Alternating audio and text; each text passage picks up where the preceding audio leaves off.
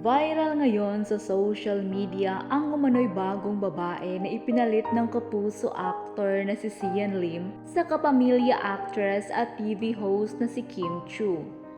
Marami kasi ang nakapansin na malayong malayo raw ang ganda at itsura nito kay Kim. Mula ngang napatunayan ng maraming netizens na time is the ultimate truth teller. Dahil makalipas lang ang ilang linggo matapos ang hiwalayan nila ni Kim, tila unti-unti na ngang inilalantad ni Sian ang bagong babae na nagpapatibok ngayon ng kanyang puso.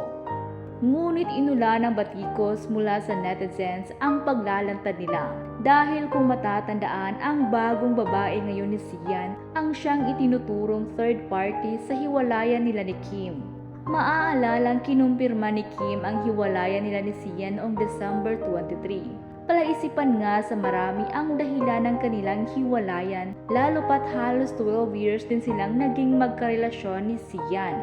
Sinabi pa noon ni Kim na hindi na raw sapat ang love para ipagpatuloy pa nila ang kanilang relasyon ni Sian.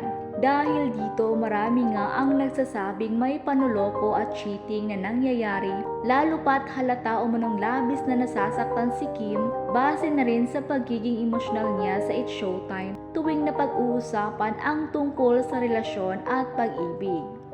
At ngayon nga, tila nakumpirma naman ng maraming netizens na totoo ngang may namamagitan kay Sian at sa nalilink sa kanyang babae na walang iba kundi si Iris Lee.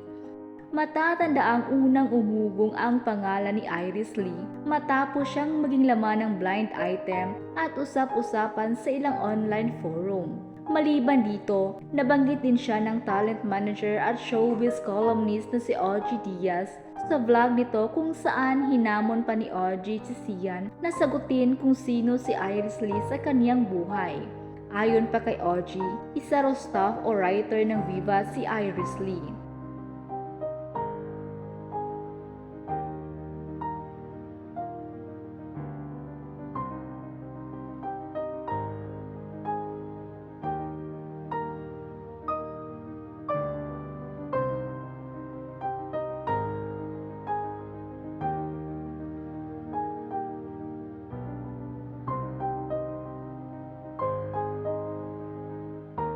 Viral nga ngayon sa social media ang mga bagong mga litrato ni Sian kasama si Iris Lee sa kanyang mga barkada sa isang riding event. Sa nasabing litrato, makikita na masayang masaya si Sian habang nakaakbay kay Iris Lee na halatang masayang masaya rin. Kasama pa nila ang singer-actor na si J.K. Labajo, kasama rin ang rumored girlfriend nito. Hindi naman ito ang unang beses na namataang magkasama sina Sian at Iris. Sa katunayan, sa kasagsagan ng hiwalayan nila ni Kim, kumalat din ang mga litrato ni Sian at Iris na magkasama sa iba't ibang lugar kung saan halatang malapit sa isa't isa ang dalawa. Samantala, para naman sa maraming netizens, mas maganda pa raw si Kim kaysa kay Iris Lee.